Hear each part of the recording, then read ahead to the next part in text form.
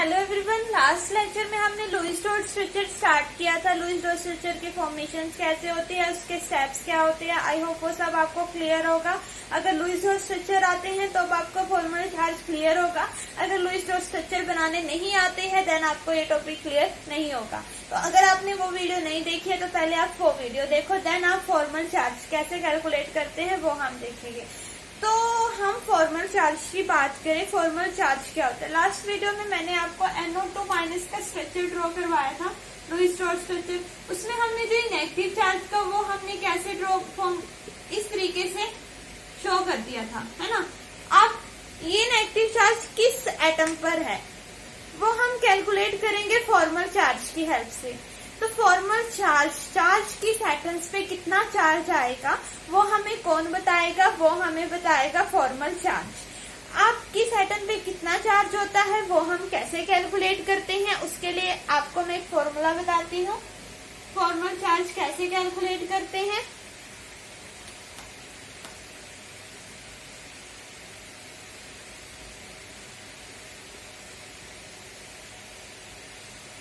पहले हम क्या लेंगे, total number of valence electron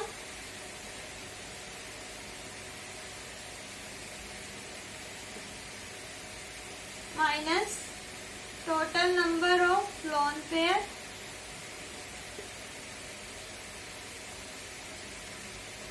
total number of valence electron total number of lone pair minus half share pair of electron, total number of share pair of electron.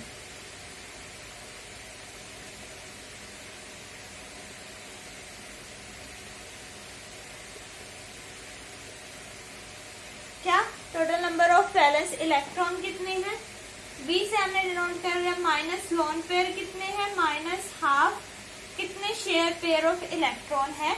इसको हम बोलते हैं formal charge. इसके help से हम ये find out कर सकते हैं कि किस एटम पे कितना चार्ज प्रेजेंट है। ठीक है। अब अगर हम लुईस डॉट स्ट्रक्चर ड्रॉ करें CO3 2 माइनस का, ठीक है, वैलेंस इलेक्ट्रॉन लोन पेयर कितने हैं, कितने शेयर कर रखे हैं उसने, मतलब बॉन्डेड आइटम कितने हैं, कितने शेयर पेयर ऑफ इलेक्ट्रॉन है। वैसे हम क्या कैलकुलेट करते हैं, फॉर्मल चार्ज कैलकुलेट करते हैं।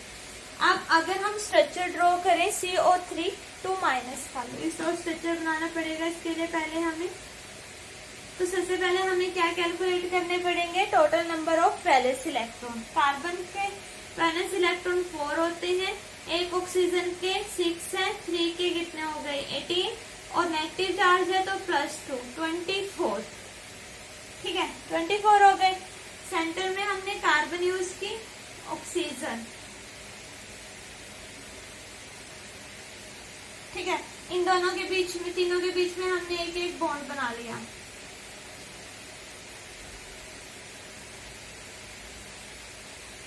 अब कितने हो गए, 24 में से 6 तो यूज हो गए, बाकी हम ऑक्सीजन की पहले ऑक्टेट कंप्लीट करेंगे। 1 2 3 4 5 6 6 1 2 3 4 5 6 7 8 7 8 1 2 3 4 5 6 7 8 ऑक्सीजन का कंप्लीट हो गया, तीनों ऑक्सीजन का कंप्लीट हो गया। 6 6 8 उसके हो गए, 8 8 8 3 24 हो गए, तीनों के कंप्लीट। इलेक्ट्रॉन्स भी हमारे कंप्लीट हो गए। अब हमें चेक करना है कि क्या कार्बन की वैलेंसी यहाँ पर कंप्लीट है, 6 है। तो कोई भी किसी भी हम ऑक्सीजन के यूज कर सकते हैं 2 इलेक्ट्रॉन, चाहे इस वाले ऑक्सीजन के, चाहे इस वाले के, चाहे इस वाले के। 2 इलेक्ट्रॉन्स हमने यूज किए और वहां से हमने किसकी फॉर्मेशन कर ली, डबल बॉन्ड की। और हम इस पे शो करते हैं 2 नेगेटिव चार्ज। इस तरीके से हम लुईस डॉट स्ट्रक्चर बनाते थे। अब ये जो नेगेटिव चार्ज है वो कौन से ऑक्सीजन पर आएगा वो हम कैसे कैलकुलेट करेंगे, फॉर्मल चार्ज की हेल्प से। जैसे हमने इसको फर्स्ट ऑक्सीजन मान लिया, मतलब किस पर चार्ज है, इसको सेकंड, इसको हमने थर्ड मान लिया। अब फॉर्मल चार्ज हम कैलकुलेट करेंगे ऑक्सीजन फर्स्ट का। पहले फॉर्मूला क्या था, वैलेंस शेल में कितने इलेक्ट्रॉन है। इस वैलेंस शेल में कितने इलेक्ट्रॉन है, 1 2 3 4। वैलेंस शेल में ऑक्सीजन के कितने इलेक्ट्रॉन होते हैं, 6। माइनस लोन पेयर कितने हैं, मैंने कहा ये तो बॉन्ड पेयर हो गए जो बॉन्ड बना रखे हैं। जो एक्स्ट्रा बचे हुए हैं वो हो गए लोन पेयर 1 2 3 4 5 6 1 2 3 4 5 6 हो गए यहाँ पर लोन पेयर माइनस हाफ। कितने इन्होंने बॉन्ड बना रखा है यहाँ पर 2 इलेक्ट्रॉन है इस बॉन्ड पर शेयर कर रखे हैं, तो यहाँ पर इस पे चार्ज आ गया -1, मतलब इस वाले ऑक्सीजन पे कितना चार्ज होगा -1। अब फॉर्मल चार्ज हम कैलकुलेट करते हैं O2 वाले ऑक्सीजन का, 2 नंबर वाले ऑक्सीजन का। वही सेम होगा, वैलेंस शेल में कितने इलेक्ट्रॉन होते हैं ऑक्सीजन के 6, वैलेंस शेल में कितने इलेक्ट्रॉन होते हैं 6 minus lone pair 1 2 3 4 5 6 minus half. कितने शेयर कर रखे हैं इन्होंने, एक बॉन्ड बना रखा है 2, तो यहाँ पर भी -1, मतलब इस ऑक्सीजन पर भी -1 चार्ज है, इस वाली ऑक्सीजन पर भी -1 चार्ज है। अब हम कैलकुलेट करेंगे सेकंड वाली कार्बन का, थर्ड वाले कार्बन का। तो वैलेंस शेल के इलेक्ट्रॉन ऑक्सीजन में 6 ही होते हैं, माइनस कितने इसके पास लोन पेयर है 4, और कितने इसने क्या कर रखे हैं शेयर 4 2, मतलब इस पे कोई चार्ज नहीं है, इस पे चार्ज है 0। अब कार्बन के अगर हम कैलकुलेट करें, अगर हम कार्बन का कैलकुलेट करें फॉर्मल चार्ज, कार्बन का अगर हम कैलकुलेट करें, कार्बन के वैलेंस शेल में होते हैं 4, ठीक है, लोन पेयर इस पर है नहीं, शेयर कितने कर रखे हैं इसने 8, तो 4 - 4 0, मतलब कार्बन पर भी कोई चार्ज नहीं है।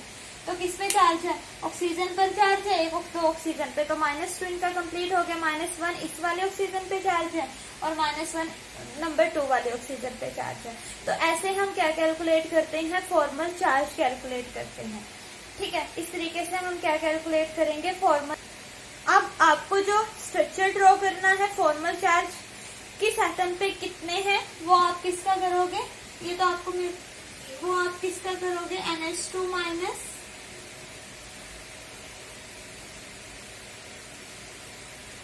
फॉर्मल चार्ज किस पर कितना है वो आप किसका कैलकुलेट करोगे NH2- H3 और पॉजिटिव। पहले आपको लुईस डॉट स्ट्रक्चर, पहले आपको वैलेंस शेल में कितने इलेक्ट्रॉन है वो, अगर नेगेटिव चार्ज है तो एक ऐड करोगे, अगर पॉजिटिव चार्ज है तो एक माइनस करोगे, देन जो लेस इलेक्ट्रॉन एक्टिव एटम होगा वो सेंटर में रखोगे, बाकी जितने भी एटम होंगे साइड में रखे, एक एक बॉन्ड बना लिया, साइड वाले एटम्स की वैलेंसी हमने कंप्लीट कर दी, ऑक्टेट उनका कंप्लीट कर दिया, देन हम सेंटर का ऑक्टेट कंप्लीट करेंगे, फिर हर एक का हम क्या कैलकुलेट करेंगे फॉर्मल चार्ज कैलकुलेट करेंगे। इससे हमें ये फाइंड आउट हो जाएगा कि किस एटम पर कितना चार्ज है, ठीक है।